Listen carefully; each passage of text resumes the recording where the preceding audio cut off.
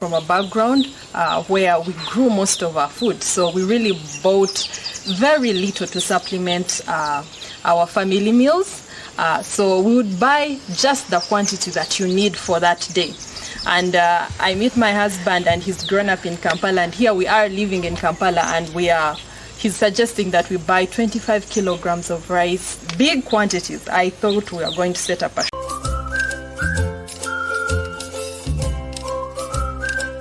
Greetings, friends. We are glad and excited to be back. As we wrap up this area of expectations, I want to talk about discussing the expectations. And we'll just talk about three things. And the first thing is to identify where this expectation is coming from. Is it from your background? Is it from your culture? Is it from your school, where you studied or what you studied? I studied engineering and she studied nutrition. Maybe it's because I went through engineering school that I have this expectation of this and the other, And then after you have identified where that expectation is coming from, go on to the second part to discuss.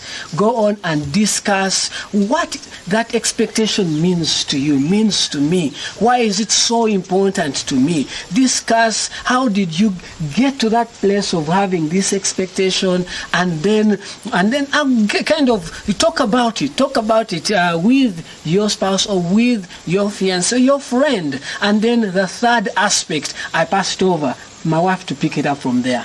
After you have identified Yes. and discussed, the third step is resolving. Yes. And we look at 3 A's. The first one is that you accept the shared expectation and know how you work around that. Yeah.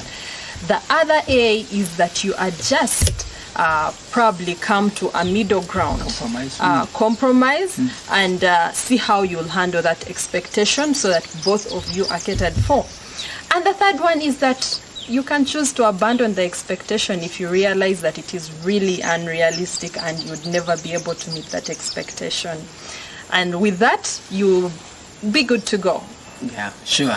You want to give us an example of where you accepted, adjusted, or even abandoned an expectation? So Yeah. when I was getting married, I was coming from a background where we grew most of our food. So we really bought very little to supplement our family meals. So we would buy just the quantity that you need for that day.